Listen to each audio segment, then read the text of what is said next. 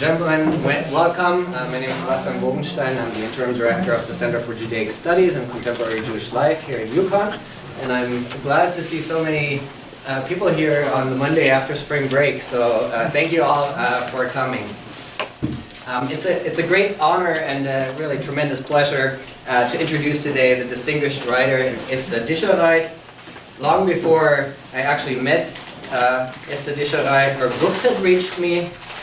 And when we met for the first time, it was here in stores in 2005. I came across my first of Dischereit's books, Joemi's Tisch, by chance. I don't remember what bookstore it was in Tübingen where I just begun my studies, but I do remember that when I read it, it really fascinated me, and it just wouldn't let me go. So at that time, I didn't even know who the author was, apart from what it said on the cover. It said on the cover, Esther Dischereit, born 1952 in West Germany, resident of Frankfurt am Main. So this was a book printed at the time when there were still two Germanys in 1988. Only later I found out that she had studied to become a teacher, completed an apprenticeship to become a typographer, worked for the trade union, and that Joemi's Tisch, which was published in 1988, was in fact her first book.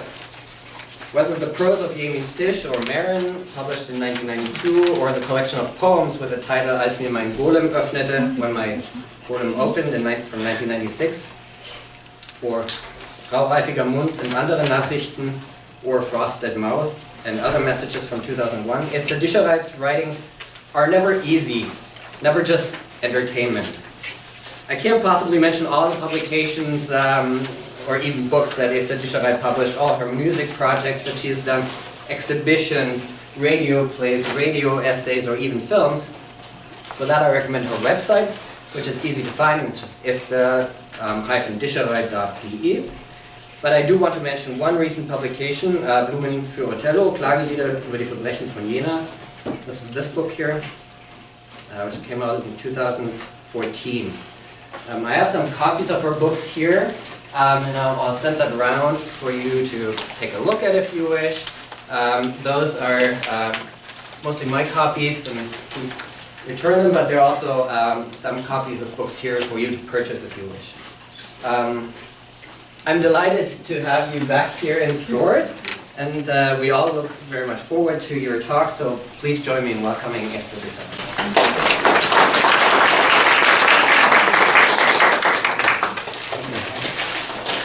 Yeah, thank you so much for having me back, not getting bored. Still want to know what I would say. It's great.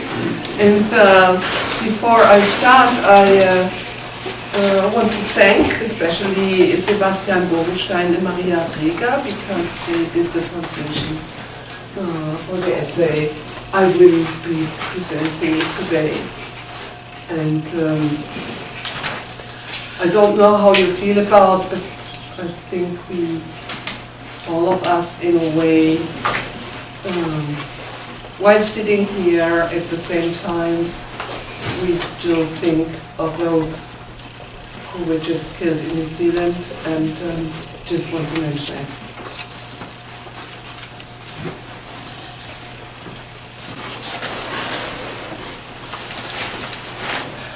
I titled it The Frankfurt Declaration or Other Issues.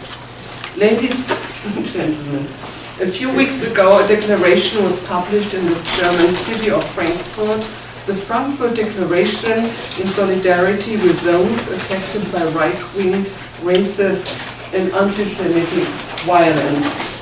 When Germans hear Frankfurt Declaration, they will likely think of the Paulskirche, St. Paul's Church, the place where a freely elected parliament met for the first time in German history. That was from 1848 to 1849. Ever since, the Frankfurt St. Paul's Church has been a major symbol of the democratic movement in Germany, one of the rare symbols, which says a lot about the history of the democratic movement. Since then, the former church has been used for commemorative events and representative celebrations. This was also the place where the German writer Martin Walser once delivered his speech upon receiving the most prominent of German literary prizes, the Peace Prize of the German book trade, a speech in which he spoke of the, quote, Auschwitzkeule, the Auschwitz baton. Martin Walser gave the speech the title, Experiences While Writing a Sunday Speech. And the committee awarding the prize had justified their choice by claiming that this author had succeeded in explaining to the Germans their own country and also explaining Germany to the world and in bringing them closer again. Ignaz Bubis, then president of the Central Council of Jews in Germany, was in the audience but did not join the applause when 1,200 guests who represented German culture, economic and politics answered with standing ovations. What followed was a so-called Walser-Bubis debate in which many intellectuals participated. That was in the year 1998. Also myself. The writer spoke sentences like this, quote, I refuse to engage with evil that I cannot contribute to fix. I had to learn to look away. He condemned the media coverage of the pogroms of Rostock-Lichtenhagen in 1992, in which asylum seekers were attacked, and claimed that the media coverage was sensationalist. What was actually outrageous, the attack on the asylum seekers, disappeared behind his focus on the secondary phenomenon, his critique of the media, and that in itself is also a form of distraction. I also noticed this in the more recent Gurlitt case. I don't know whether you were familiar with that. There was an exhibition in Berlin in 2018, so just recently, where the introduction and description focused primarily on the fact that the press had commented on this case and how the press had commented on it. The case itself, namely the fact that it was looted art and making a profit through stolen art, which being declared degenerate art and artete Kunst, and confiscated by the Nazis. All the truly outrageous parts of what had happened receded in the background or were relativized by the allegedly harmful press coverage. And all this while the press, I am sure, had a major share in getting the authorities to look into the case at all and having the collection confiscated in 2012 from Cornelius Gurlitt, who had hidden the collection in his home.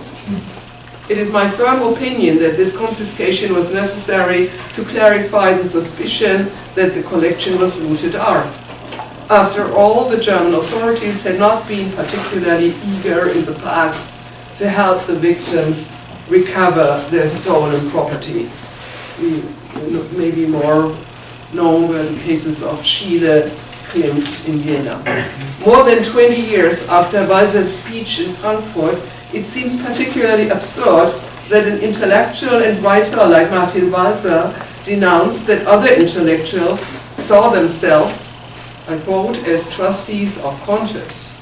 And then he finally said the following sentence, everyone knows our historical burden, the everlasting shame, not a day goes by that we are not being reproached for it. The discussion that took place back then seems in retrospect strangely aloof. And this is because it took place in a political climate in which all of those involved felt like they belonged to a democratic environment and saw themselves as part of a democratic environment. With the rise of the right-wing political party AfD, Alternative for Germany, a few years ago, this has changed.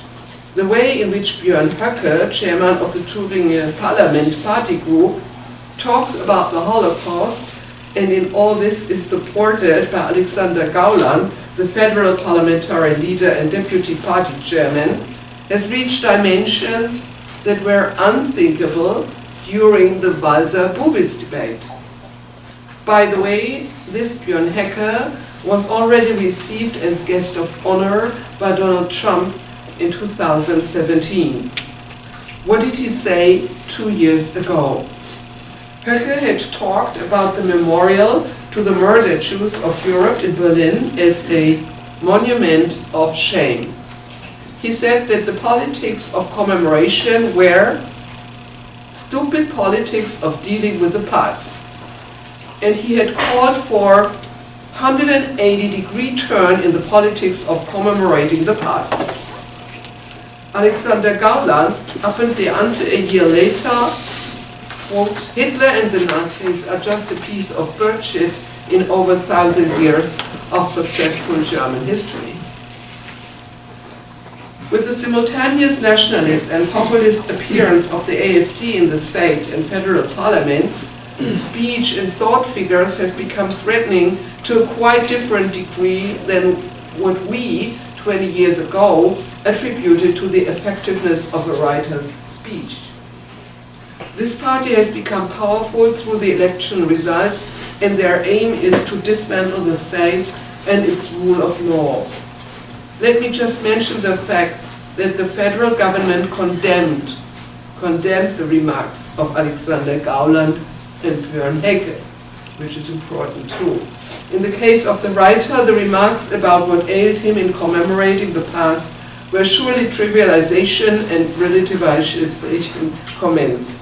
But in the words of these real politicians, such and similar comments become firebombs. And that's what they were meant to be. Currently, the authorities that are charged with protecting the constitutional order are looking into whether they should conduct surveillance on the party or only its right-wing extremist members. In some cases, surveillance was already initiated. We are dealing with a right-wing coalition movement. I'm coming back to the Frankfurt Declaration because I want to tell you more about its content. Its subtitle reads, Solidarity with those affected by right-wing racist and anti-Semitic violence. The first signatories include the Educational Center Anne Frank, the Center for Civic Education and Counseling Hessen, Frankfurt, the Federal Association of the Turkish Community in Germany, myself, Republican Lawyers Association, the Turkish Community Hesse, the Association of Counseling Services for Victims of Right-Wing, Racist and Anti-Semitic Violence. The statement calls for an end to the trivialization of right-wing, racist and anti-Semitic criminal offenses by political leaders, and the recognition of the fact that there is a structural problem of right-wing ideology and racism in the Hessen police apparatus. It calls for a comprehensive and transparent investigation of all right-wing, racist and anti-Semitic violence, as well as an investigation into the role of the police and the State Office for the Protection of the Constitution. The declaration calls for an independent investigative committee. Furthermore, it asks for the establishment of a complaint office for police misconduct, a place which should by all means be located outside the police authorities and be independent. What is the background? To make this clear, I must refer back to events that happened more than a decade ago. Events that nevertheless came to light only in November 2011. I'm referring to a series of murders by the so-called NSU, National Socialist Underground. This was a group of 3 perpetrators operating as a cell, which since 1998 committed murders on immigrants and a policewoman, carried out 2 bomb attacks that injured many, some seriously, and engaged in a series of robberies. NSU is an abbreviation for National Socialist Underground. In my book Flowers for Othello, on the crimes that came out of Vienna, Sebastian just was mentioning, I told the story of those who were murdered and their families. This book is also a libretto, and we are working on bringing it to the stage as an opera. And I started this work immediately after the racist murder series became known. The dependents and survivors had been left in the dark about the perpetrators for up to 13 years. They had even been suspected of involvement in the murders themselves. That the murders could have a racial motivated background was ruled out by the investigating authorities. For the families of the victims, this had numerous, even social consequences.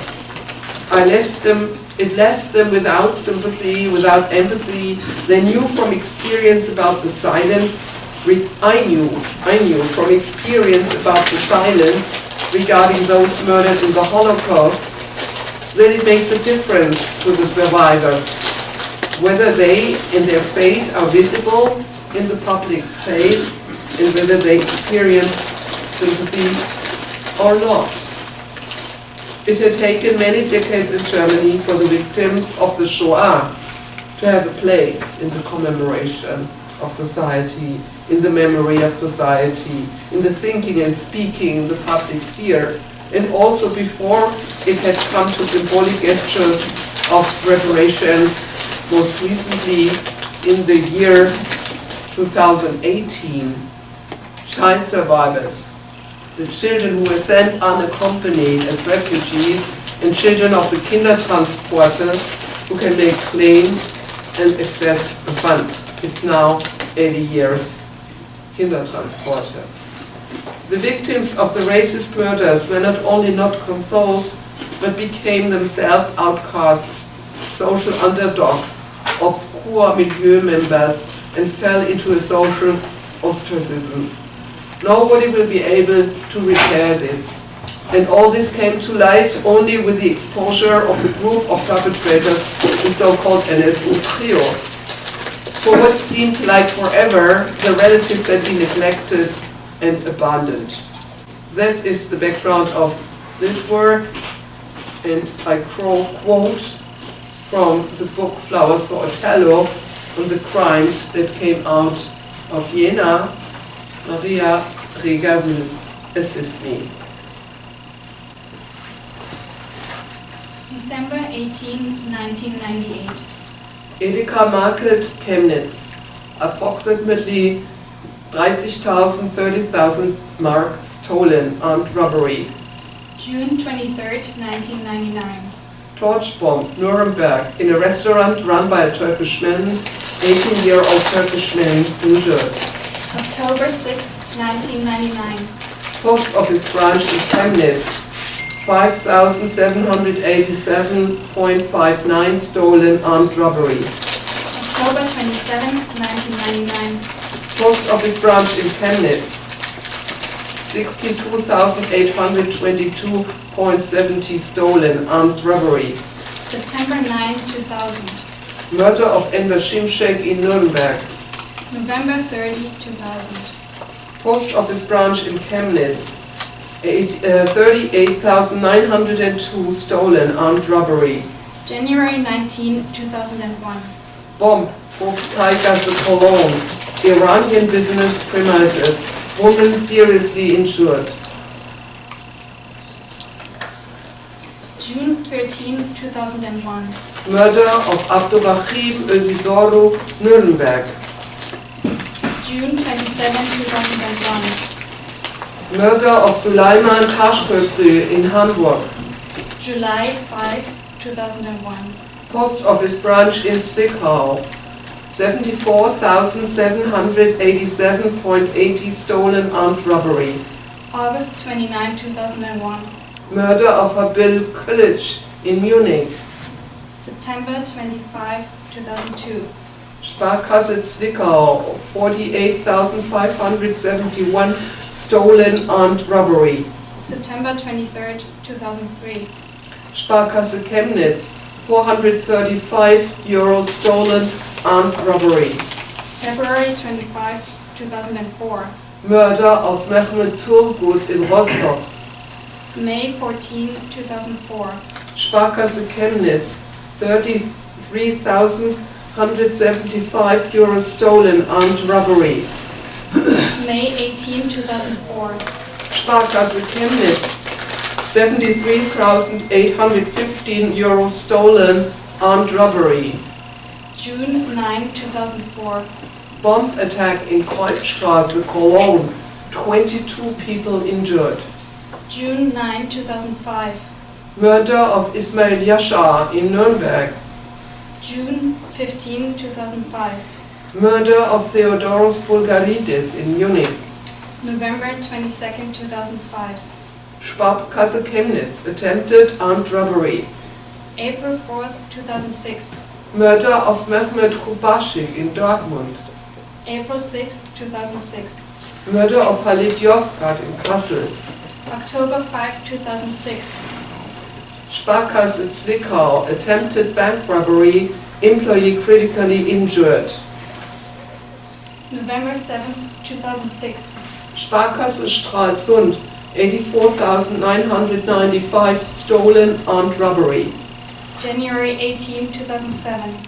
Sparkasse Stralsund, €169,970 stolen, armed robbery. April 25, 2007. Murder of Michelle Kiesewetter in Heilbronn. Her colleague Martin Arnold, serious injured, survives the attack. September 7, 2011.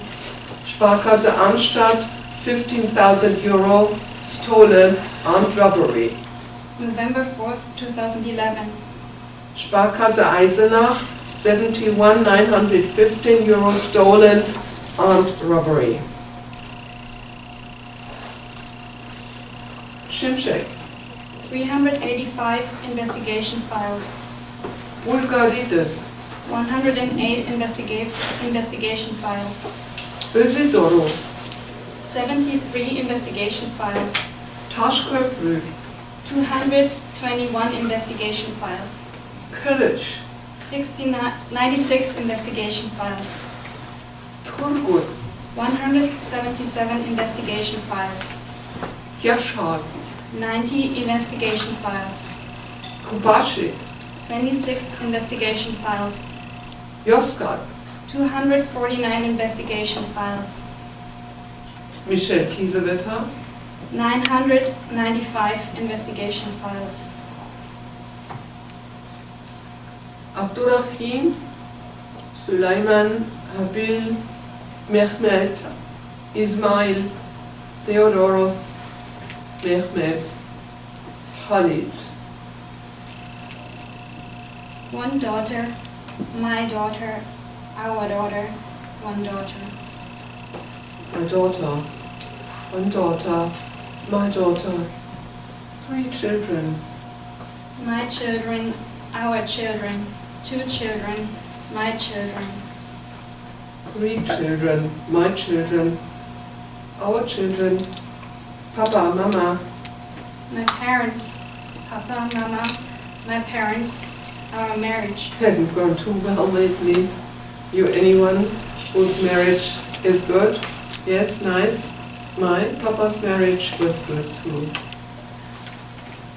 49 years old, 31 years old, 38 years old, 25 years old, 50 years old, 41 years old, 39 years old, 21 years old, 22nd years old. One is missing. I don't want anyone missing. One is missing. Many are missing. 172 are missing. It was Enver. It wasn't 172. You're wrong. There were Iteration Taylor. Wouldn't Taylor be better? No. Okay, metal worker, part-time tailor, Nuremberg. Stacker or buyer or driver, best. Just vegetable market, Hamburg. Owner of a grocery store, or rather part owner. The other half belonged to his wife. Let's just put grocery store. Munich. Dreamer says he was dreaming of the land. A Rostock dreamer. Diner owner. Where's the diner owner from? Tradesman from Munich, a businessman, florist in wholesales, or a tradesman, someone engaged in business or a trade, buying and selling perhaps, or something else. Kiosk. You know, without that kiosk, the place would be dead, nowhere to go. The kiosk sounds like lollipops and Coca-Cola or beer. Let's put kiosk. Kiosk or tobacco stall. Dortmund, internet cafe. Was that Dortmund too? I hardly ever go to the internet cafes. It was Kassel. When I'm on the road, I do go to internet cafes. Once I was at the train station in Dortmund. There was a storm going on and I was stuck there. 172 more names to come. Where are the names? Do you really have to list all the names? Yes, I am going to cite all the names.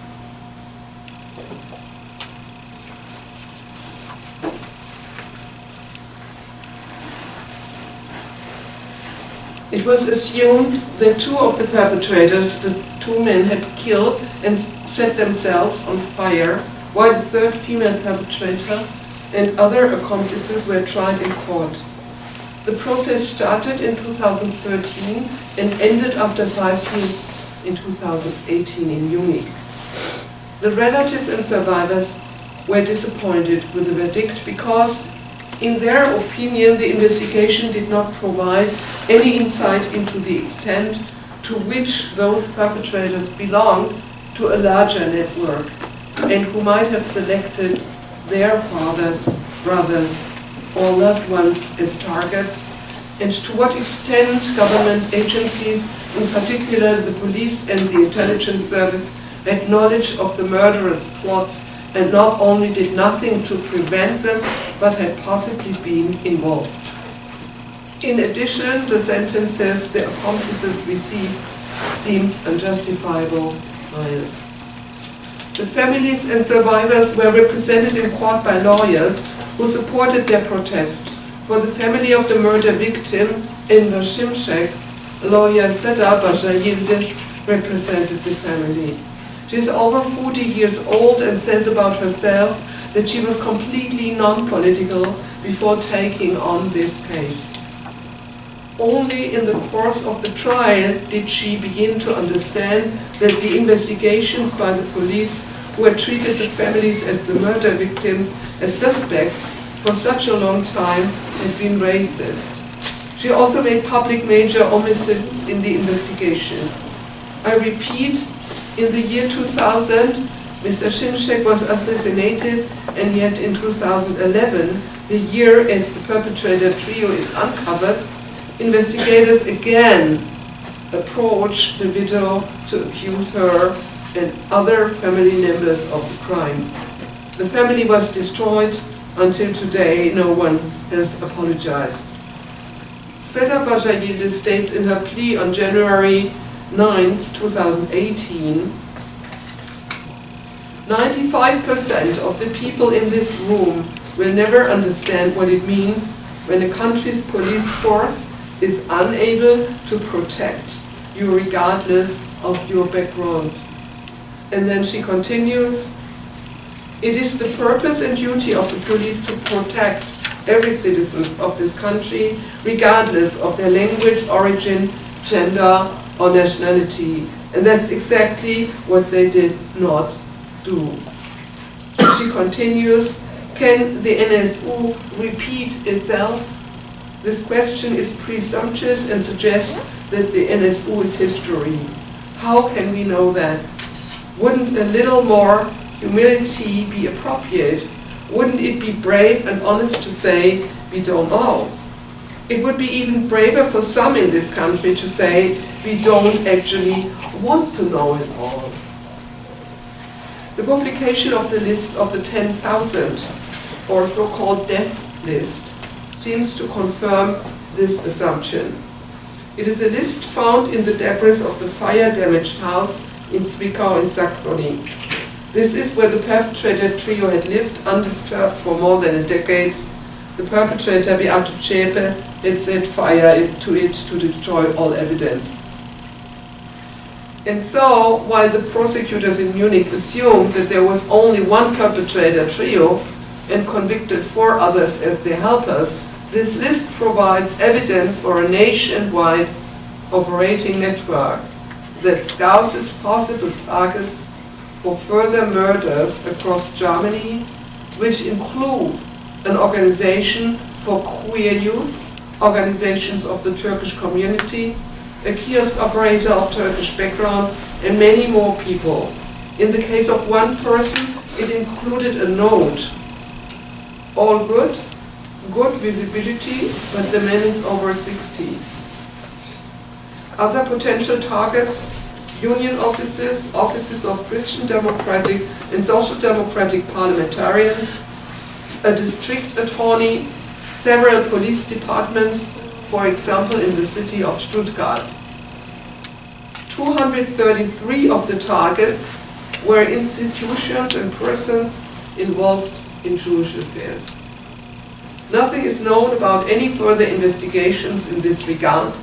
Some bomb attacks, like the one on the grave of Heinz Galinski, the former chairperson of the Jewish community in Berlin, are still unsolved crimes. Let me again return to the Frankfurt Declaration. It is also a response to the death threats that Seda Bajayildis, the victim family's lawyer, her 2-year-old daughter, and her parents received. It was signed NSU 2.0. The perpetrators knew the name of her daughter, the kindergarten she visited, and her parents' home address. Meanwhile, we have learned yet another death threat that was sent to the lawyer Mustafa Kaplan in Cologne. He also represented survivors of the bomb attack in Cologne in the NSU trial. Seda Bajayildis had already been known because she represented a suspected public threat personality, someone who was suspected to have been one of Osama bin Laden's bodyguards in court and sued against his illegal deportation. Bajayildis' comment was, I quote, "Even terrorists have rights." Certainly all people who believe in the rule of law would agree with her on this point. To be sure, we can hardly imagine anything worse than authorities acting completely arbitrarily or members of society deciding who should be killed. I would regard this death list an attempt to orchestrate an organized lynching. There is absolutely no reason whatsoever that would justify refraining from large-scale investigations in this case. Bajayildis turned to the state authorities in a system of rule of law to receive protection. Initially, the authorities did not take the threat seriously and only began to investigate when there was pressure from the press and the public. She had turned to the police, and now it has come to light that 6 police officers from Frankfurt am Main had ties to right-wing extremists themselves. They were suspended from office when it became clear that they had exchanged Hitler pictures in a chat and glorified National Socialism. What is more, they are suspected of having retrieved private data from Seda Bajayildis, so it cannot be ruled out that the circle of perpetrators is from the same institution from which the lawyer Bajayildis expected to find protection for herself and for her family's life and well-being. Other incidents which point to a mindset in conflict with the democratic constitution happened in the military. But at this point, I will have to tell you that in 2017, I personally saw in a yearbook of the Navy here in Annapolis some grinning comrades, one of whom had painted a swastika on himself for the graduation picture. A thick, heavy book with a precious leather binding. What we once might have considered an engagement of different mindsets that could result in controversial debates has mutated into murderous acts and is spreading fear and terror against all sorts of victims, including, for example, in the Frankfurt area, arson attacks on several left-wing projects. Only by chance it had not resulted in more casualties. The combination of ideological proponents, their parliamentary populist demagogic representatives, and perpetrators who have evidently found their way deep into the democratic structure is literally a deadly threat against individuals and groups and against the very constitution of democratic conditions. This is why we must now urgently defend the constitutional state, the rule of law, even if we have repeatedly criticized it when it did not seem us democratic enough. We must defend it against its destruction from the right, and in doing so, it plays a central role whether the police, the judiciary, or intelligence agencies themselves plant explosives, or example by stating that they need undercover informants who themselves incite and commit crimes, or whether they must show transparency and are under the control of the parliament. This is important because they develop a life of their own, a logic of the apparatus that is far removed from the current understanding of binding law, and this suggests that the suitability of their employees ought to be checked from the point of view of their democratic self-understanding. It is therefore essential that an investigative complaint office is created that is independent from the police, and an anti-racism commission modeled after the British Macpherson Commission, which investigates racist structures in state institutions and has appropriate authority. In this context, I have also looked into the events of Charlottesville in August 2017. Parenthetically, I should mention that there was a similar conspiracy of right-wing extremists, and in this case primarily 5,000 violent hooligans against the city of Chemnitz. In Charlottesville, the right-wing extremists chanted, "Jews will not replace us," carrying torches and Confederate flags, ready to use violence, and with the shouting of hundreds in Ku Klux Klan robes or nice white polo shirts. What is this supposed to mean? Who is us? Those who are white, the ones who got the short end of the stick, the ones who always get the short end of the stick, rich money men like Mr. Trump, are they all white and us? Is the Jew then the non-white? No matter how you look at it, the Jew becomes the evil incarnate. Which or who is to blame for it all? Is it the Jew who paved the way for a non-white minority to become a majority? It might not be enough to react against right-wing terrorists solely with peaceful demonstrations of the people, even though they are often put together in a persistent, thorough and admirable manner. We did that in Frankfurt am Main just in January 2019, and there were several hundred people came, the trade unions, the Federal Lawyer Association, and many more. But it seems necessary that those who understand themselves committed to democracy come together in all their diversity.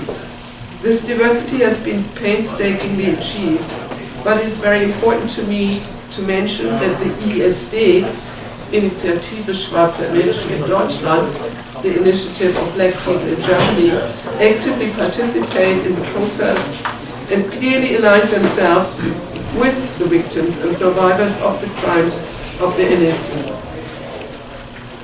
The Central Council of Jews in Germany also made a clear statement. Unfortunately, the Central Council has issued no such statement in 2015 regarding the absorption of asylum seekers, but instead the Jewish community emphasized that refugees from Syria in particular posed a threat to their own community. The President of the Federal Republic of Germany, Frank-Walter Steinmeier, talked with the lawyer, Seda Bajayildis, in February of this year, and he talked to the police, symbolic gestures that are important. And the investigation continues. There is a risk that we will not find common ground below the numerous legitimate self-positionings commonly called identities. However skeptical I might have been, I now absolutely welcome a democratic establishment as well. The fact that the Thüringer State Parliament has approved compensation for the families of the victims of the NSU is also part of the symbolism of the public space. All this is important for a communal life and coexistence. It was and is important that the leading Thüringer social democrat Dorothea Marx is familiar with the process of swiftly turning political will into law, and that she does so calmly and competently. Gemeint sind wir alle, they mean us all, had been the title of the first flyer of the Frankfurt Declaration. The flyer also names left-wing projects in the city of Hanau and in Frankfurt am Main. They had become victims of arson attacks, and I keep thinking about the phrase, they mean us all. We are all targets. Actually, I have nothing to do with these projects. I also do not want to start one myself, but I should not have to feel threatened if I wanted to. It should be clear that setting houses on fire will be prosecuted, that only willingly accepts the death of people when one does, and that the numerous arson attacks on homes of asylum seekers are attempted murder attacks. And that is forbidden. It's forbidden to kill someone. I don't have to have any opinion about asylum seekers' issues or left-wing housing projects to think that this statement is right. That a person who is Turkish or of Turkish or Muslim origin and the person who is Jewish or of Jewish origin can just be it. For this, no special agreement should be needed. That must simply be taken for granted. You don't even ask anyone, I don't even ask anyone to like me. But to be, the right to exist, that must be self-evident. No one may decide who is permitted to walk on the sidewalk and who is not. This is non-negotiable. This sidewalk belongs to us all. And so we walk here individually or in groups, and everyone as they like it. This fundamental right is denied by the right-wing extremist perpetrators. They want to define the space and deny it to those who have no place in their ideology. What happened to Seda Basha Yildiz must absolutely be taken seriously. Not only was she attacked as a woman who comes from an immigrant family, she was not only attacked as a woman who is a lawyer and works in her profession, she was also attacked as mother and daughter. And in this, it is a particularly evil act. And so I expressly appeal to the sympathy of women, especially as mothers and daughters. After the end of the National Socialist dictatorship, a long period of coping with National Socialist crimes seemed to have begun, and this included recurring intense discourses about anti-Semitism and what exactly it meant. We learned to distinguish between primary and secondary anti-Semitism. In the cities, citizens installed stumbling blocks in memory of those murdered in the Shoah and eventually reported to have registered them all and not to have omitted anyone. Alongside all this coping, the current racism, which articulates itself every day anew, has almost been forgotten. Nothing is as horrifying as the Shoah. Today, the survivors of the Merlin arson attack, in which the children Yeliz Arslan, Aisha Yilmaz, and their grandmother Bahida Arslan died in 1992, stand in public alongside Esther Dischereit, who survived the Auschwitz-Birkenau concentration camp. Both speak out against racism and anti-Semitism. Please forgive me should my remarks not have touched upon enough Jewish issues in your opinion. I do find them addressed precisely to the degree to which democracy itself is being attacked as if it were a fossil, something superfluous, or a bureaucratic hydra, attacked by those who carry more in their bags than merely words.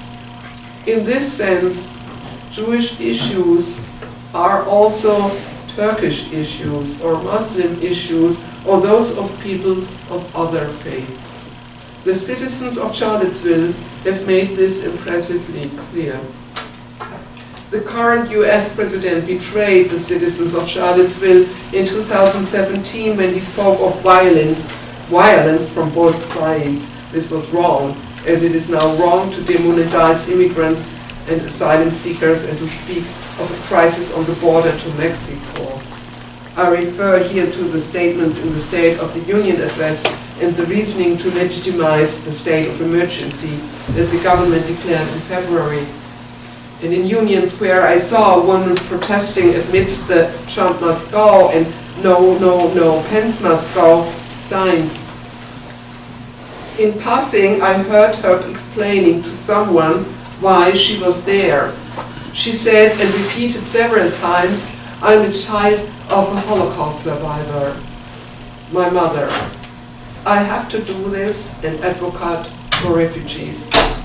Melissa is also here. She's the daughter of a mother who was rescued on the Kindertransport from Vienna as an unaccompanied Jewish child, who later in the United States became a famous costume designer for theater and film. For example, 12 Angry Men, 1957, has her name written all over it.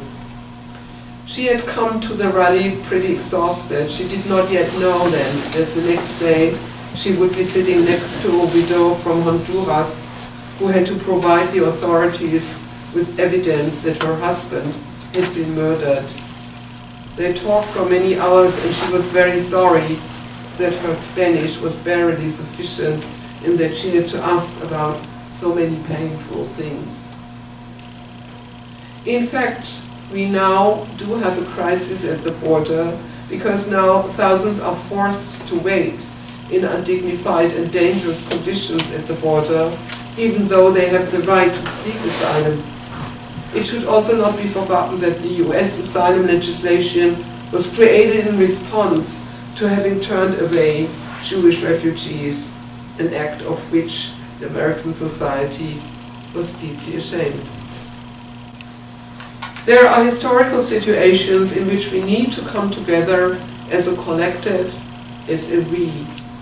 In public speaking, in defense of our rights, in the claim for participation.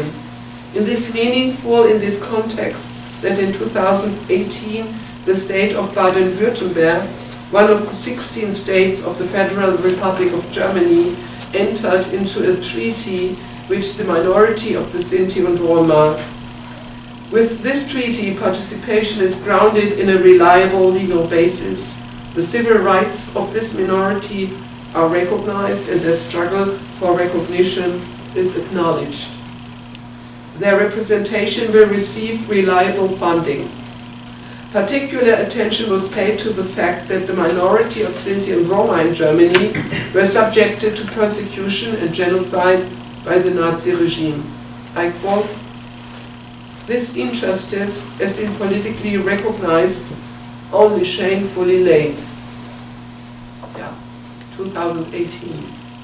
Also, anti-Ziganism still exists and is not only a matter of the past. The law recognizes the obligations that are codified on European level for the protection of national minorities.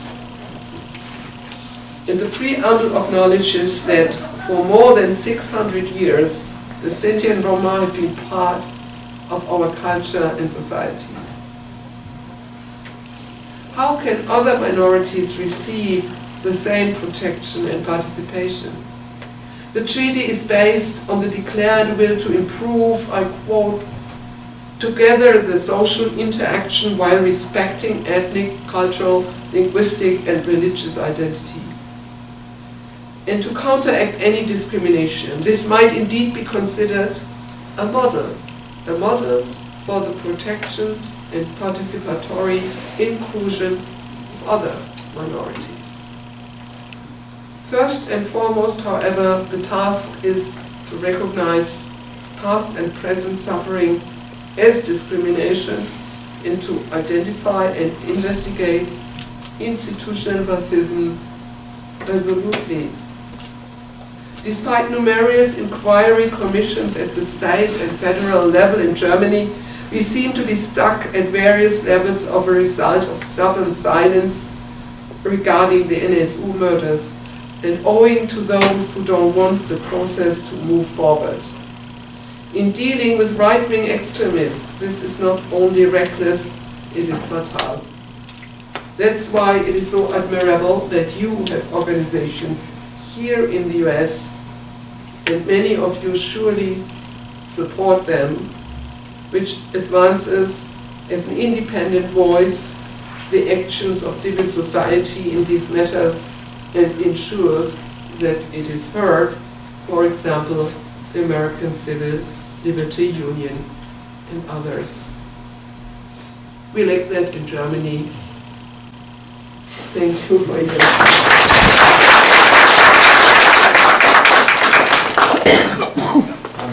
Thank you very much. So we have another 5 minutes or so for questions, if there are any responses. It's a multiple question. The NSU is a big organization, and you only have this trio that went to trial. Were they ever able to figure out how large the organization is, and all these incidents that the two of you were reading, were they all traceable to this trio of people? Yeah, that's why I'm really glad we did this, because I was wondering whether it gets too long if we quote this really. That's why I wrote it down like I did, yeah. So you can really follow up the timeline and think yourself, can this only be done by these three people? Yeah, jumping 800 kilometers from one place to the other, and next week another killing, and next week another robbery, and next week another. So this is exactly the question. And there were very investigative journalists on their way, there were activists on their way, and of course it was discovered that there were much more people around them. And it is also to doubt that this trio itself was so important. Yeah, I mean, two of them were dead when the case came up. The circumstances, how they were dead, I don't want to talk about that. So, but what is fact, dead people cannot talk. So, surely is the number of those who were close much bigger. In the inner circle, more than 20 up to 30. But if you refer to the list of death, then you have even another idea that there must have been a networking all around Germany, because these kind of contributing targets in cities which were not known to the inner circle depended obviously on those in these cities. Yeah, so they reached out to people who still exist, or the killing of Mehmet Turgut in Rostock. Yeah, it happened in a Döner Imbiss thing, as a way you could like hot dog stand. Yeah, and it was clear, and Seda was very courageous pointing this out. It was not in a very well-known street. It was like hidden in an unknown neighborhood. Yeah, and then she tracked it down, and she saw that a couple of months before, the owner of this hot dog thing had filed a case against a right-wing activist who damaged his, how do you say, van or what, yeah? And he had won, yeah? So, and no one ever did something to link these two things.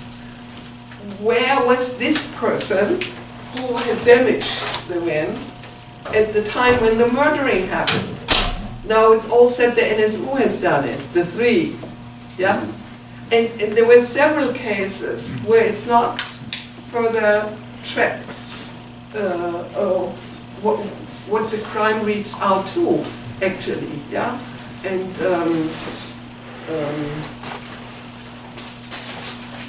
Nuremberg, yeah? Yeah, and the list of 10,000, this was published then by ZDF, the Fernsehen, the TV. Yeah, it exists, and only in the case of the Jewish targets, it is so that the attorneys wrote it at least down against whom it was. Yeah. So what about the others? What about the, yeah? So, and if you connect this information with other informations, I didn't talk too much today, of a networking called UNITA existing in the German army, also found that they're very much adoring and close to right-wing extremist things, and there is a personal connection of the founder. Or Ku Klux Klan in Baden-Württemberg. Germans would tend to say, no, the Ku Klux Klan, this is United States, this is in the South, this is far away. No, it's actually a name. The name of the founder is Achim Schmidt, and more than 7 policemen of Baden-Württemberg joined in, and they were still in service. And if you ask why are they still in service, you get the answer, oh, the Ku Klux Klan, this is the past. It was shut down. It doesn't exist anymore. So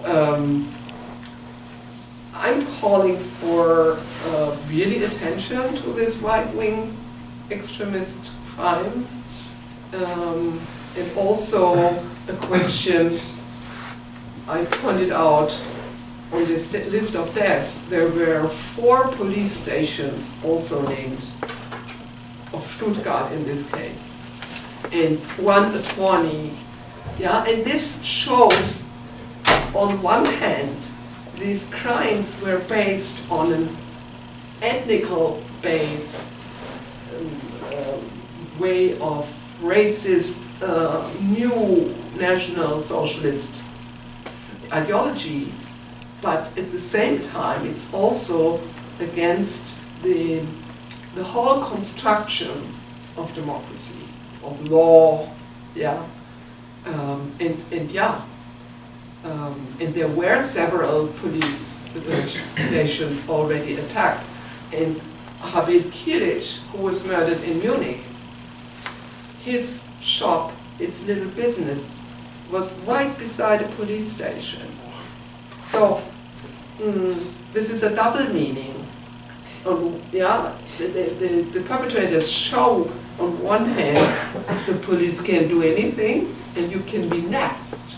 Yeah, but on the other hand, it's clearly based to focus on immigrants is the first. We're already over time. I would suggest that we continue the conversation perhaps informally, but I just want to thank Esther Dischereit once again.